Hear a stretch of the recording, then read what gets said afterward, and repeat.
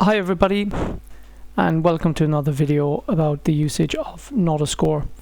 Today's video, I'll probably do it in two parts. I'll call this Competition Director Part 1, which will give you some preliminary usage of the Competition Director functionality within Nautascore. I'll take myself off the screen so I won't be distracted. The Competition Director in Nautascore is a functionality that sits in the Competitions tab, and it allows you to automate the order of appearance for your flights. So basically the schedule of your day or days of a competition. Some quick setup information. The assumption here is you know how to set up a competition, you know how to generate flight orders, allocate judges, etc. Okay, if you don't know how to do that, look at some of my other videos on how to create a competition in Nautascore. I won't waste too much time. I'll just show you what I've got going on. For equipment wise, I have obviously Nautascore running, and I have an automatic hand unit on the available for my use as well, because I want to show you how it would work in the real world with Competition Director. So first thing we're going to do with Competition Director is we're going to have a look, and we have 4 competitions 1, 2, 3 and 4 up here. And the bottom half of my Competition Director screen here is empty. Now with the Competition Director screen, what you can do is you can choose the order of your flights. You can choose whether flights are going to be all the one class. So in Australia we've got multiple classes. We've got Sportsman, Advanced, Expert and FAI F3A basically. So on a typical local competition weekend, we'll have 3 or 4 classes flying in the weekend. So this is where Competition Director really helps, because you're not having to open and close flights manually throughout your day or your weekend. You can use Competitions Director automatic features to open and close flights. So without further ado, let's just get straight into it.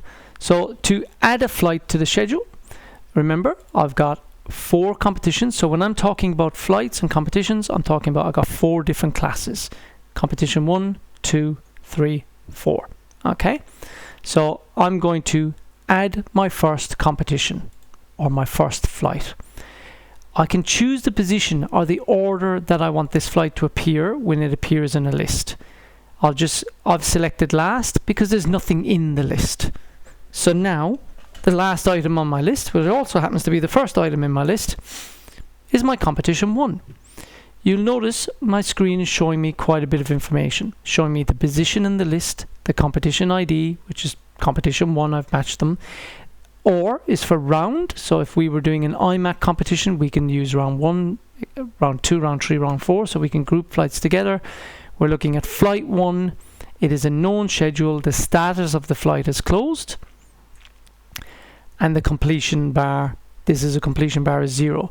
We have an estimated start time of 7:30 and an estimated finish time for these flights of 7:54. That's because I have 3 pilots in this competition and I've got 3 judges. I can adjust my start time. So let's just make it start at, let's scroll down here. What will we start at? Let's start at 8 AM. So if I start at 8 AM, you'll notice now I've got a different start time. I can choose to add another flight. So let's choose Competition 2. And you'll notice I'm now looking again at my expected pilots and the judges that I'm using for the flight.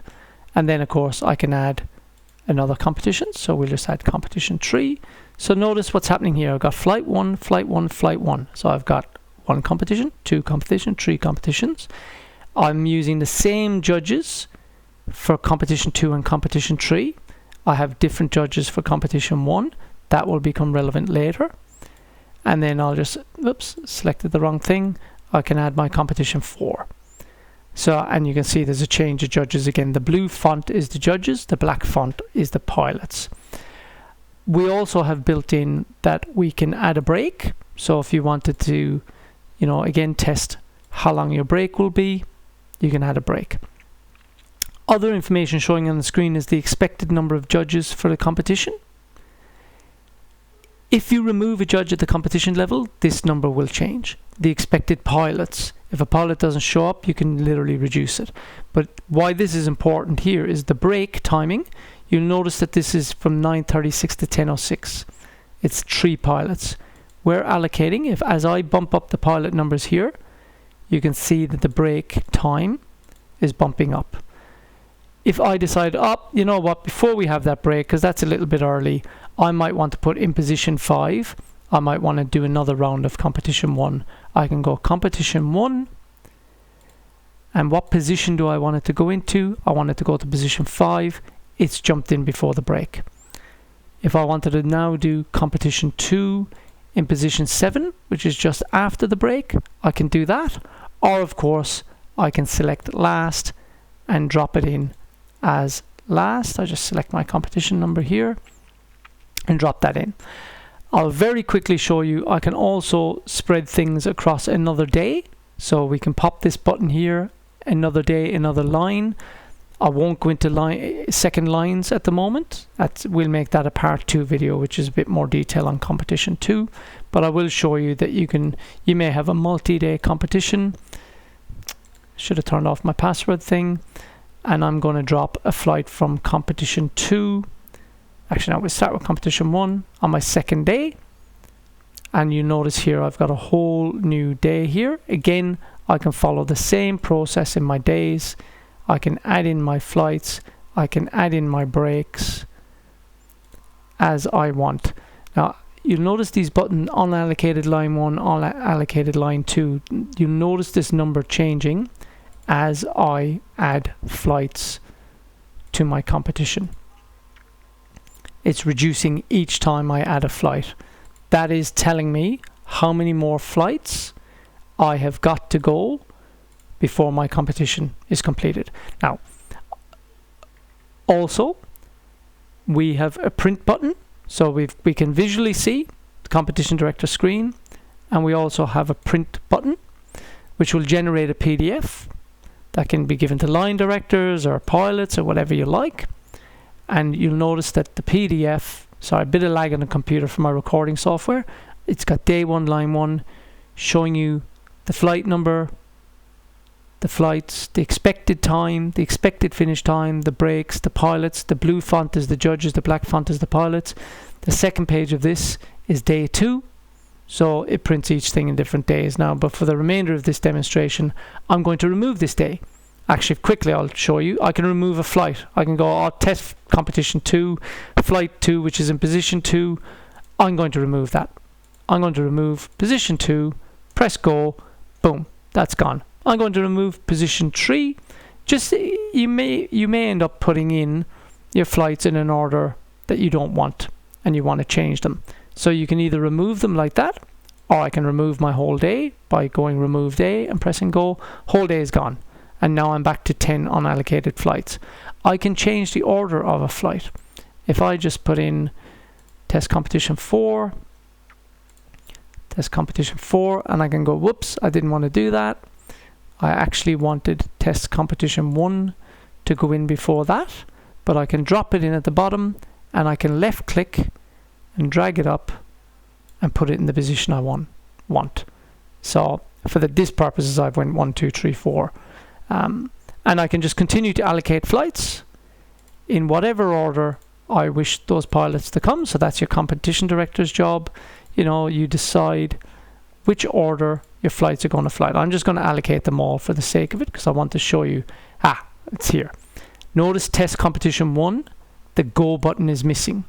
The reason the go button is missing is because for test competition 1, there's flight 1, there's flight 2, there's flight 3, and as I scroll down, there's flight 4. That competition had 4 flights.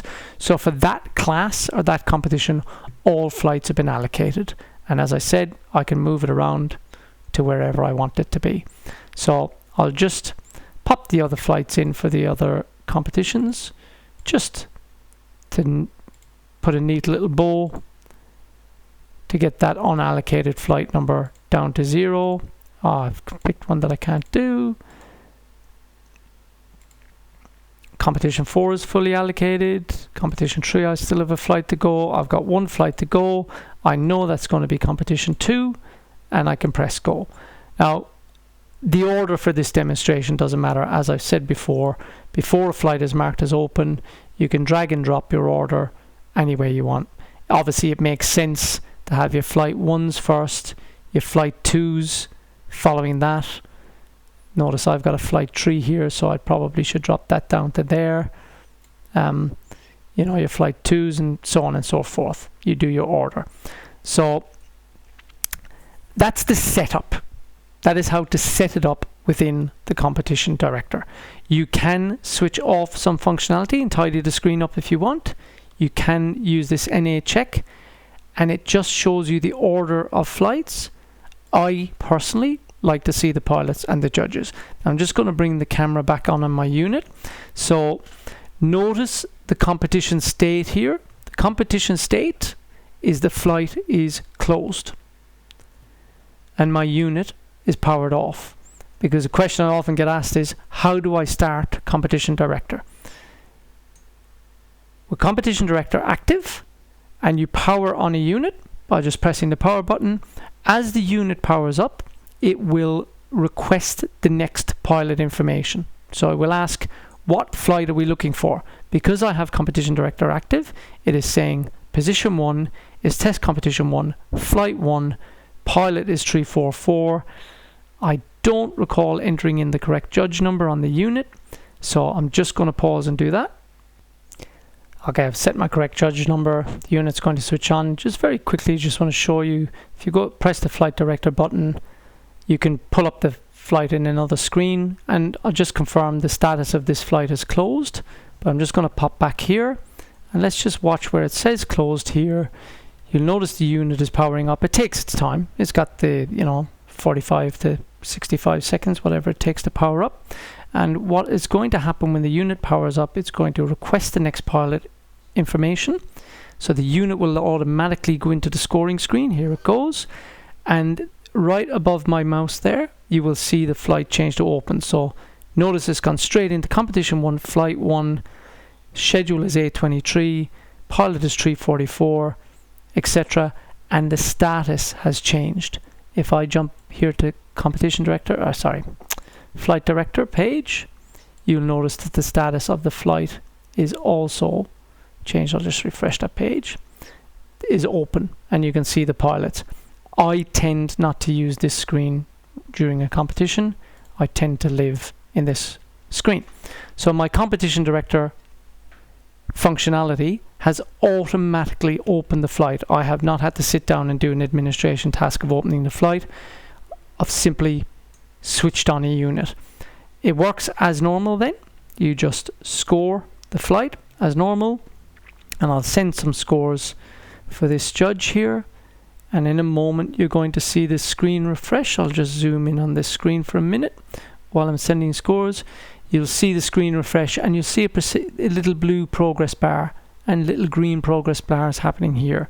What's happening there is, as I'm receiving the scores, and these are the scores, like if you notice in Flight Director, if you want to look at it in a different way, you'll see that I have received 11 scores for this pilot from this judge. So as I'm receiving the scores, the progress bar for that flight is happening. So I'm just going to enter the scores for the other judges, and I'll be back to you in a moment. And through the magic of the pause button, we've suddenly jumped to 29% of a flight completed. I will just finish manually entering the scores for this pilot and print the ticket. So of course, with the next pilot functionality, which has been around for quite some time, works in conjunction with the Competition Director functionality, you'll see that the progress bar just jumped to 33%. We'll just zoom in on that for a moment. Just jumped to 33%. The unit has jumped to the next pilot, which is 522. If I jump back here, I've got my Flight Director open. You can see pilot is 522. Next pilot is ready. So again, I'll just use the magic pause button, and And I'm going to progress through to get the scores entered for almost everyone, and I'll come back to you when it's about to finish a flight and show you the functionality. What's going to happen is this flight here will automatically mark as completed. This flight will automatically open and send this pilot detail to the hand units. One moment. And once again, by the power of the magic pause button, we have jumped in the completion percentage. So again, if you notice here, we've got a full competition progress of 6%. I've got a flight for this progress of 96.1%. If I look at the flight director screen, again, I can click on this button here, but I have it open on a tab. You'll notice I've received scores from all judges for all pilots in this competition, and I've just got 6 scores left to go on this pilot. So let me just show you what will happen. So quick thing to note about this is we've got these 3 judges here, and we've got different judges for the next flight. Quite frequently in local competitions there's a change of judges when there's a change of class, certainly in Australia. So when I enter these 6 scores, the system will mark the open flight as completed, and it will automatically open the flight, and you're going to see a message come up on the unit which says judge not found, because the judge number I have in is not a judge who is judging the next flight. That is a good thing. That's a signal to the judges that they're finished their shift. So I'll just pop in these scores. It won't take long. And as you see the scores going in, you'll see that progress bar climbing up to almost that 99.3%. You'll see it. So we'll just do the last score. And as the ticket prints, got to press the button to print it. As the ticket prints, you're going to see on the screen here the status of the flights will change. So I've got my judge not found error, which I was expecting, and I have the second flight opened. So I'm just going to pause there while I enter the correct. Actually, I'll show you how to do it, because a lot of people get this issue. They go, oh, judge not found. It's not complex.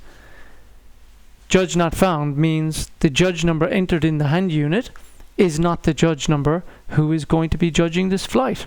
And for clarity, I was in as judge 244.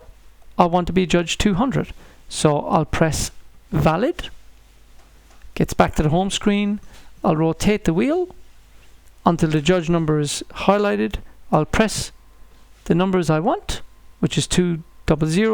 I'll rotate the wheel back again until the pilot is flashing, and I'll press valid, and voila, there I am in the judging screen. I can now, of course, continue to judge this pilot just like I did, or just like you would in a normal competition. You just judge away, send your scores. This is a shorter schedule. You will have noticed, I don't know if you can actually notice it, I'll zoom in on the camera for a moment. You'll notice that the schedule that is flashing at the top is Sportsman. That's a different schedule compared to the previous competition. So, and it's a shorter schedule. So again, what I'll do is I'll click the flight director button, have a quick look. As you can see, I've got 10 scores in for that judge, for that pilot. I'm just going to once again use the magic of the pause button, enter all the scores, get down to a point where this flight is nearly completed to show you what happens when we have the same judges. Because if you notice, competition 2, competition 3, I mentioned this earlier, I have the same judges. So what will happen when this flight is completed, it will seamlessly go through to this flight, and it will not spit up the judge not found error because the same judges are staying in the chair. Okay, so we're almost there with the competition flight 2. So just to show you where we're at, by using flight director, entered all the scores for all the judges, and I've just got a few scores left to enter using the hand unit. And I really want you to do this so that you can see this flight here is still open, this flight is closed, it is next in position or next in the sequence, and I've got the same judge number. So again, you'll see seamlessly swapping from one to the other. So I'll just finish these scores here, and when I valid the flight at the end. Ticket pops out. You'll watch the screen of the unit. It has jumped straight to the next competition, and the flight mark completed and the flight mark opened, and I am ready to score. That will continue for the rest of the day. When all of the judges have scored, all of the pilots in this competition, this one will open, and so on and so forth. So I'm going to leave it there for this video. We'll call that Competition Director Part 1. There are some other questions that come up about Competition Director. For example, what happens in the case of the flight where this pilot who's first up doesn't show? I will cover that in a different video. So for now, quick overview of Competition Director. When you have multiple classes flying in across the one competition or the one weekend or the one event, once everything is set up correctly, so your pilots, your judges, your flight orders, everything is ready, you can use in the competition tabs Competition Director to sequence the orders of your flights. And I show up these days at a competition field. I sequence the flights with the Competition Director because I don't do competition directing, I do competition administration. And once we're ready to go, I power on the units and I barely touch a thing for the rest of the day. I observe, I make sure that I'm watching these progress bars every so often. I watch this progress bar so I know what's happening. We can keep an eye on our estimated finish times, things like that, you know, and we can reschedule things as we're going. So I'll leave it at that. I hope you enjoyed the video, and tune in for Competition Director Part 2, potentially a Part 3, when I get the opportunity to record it.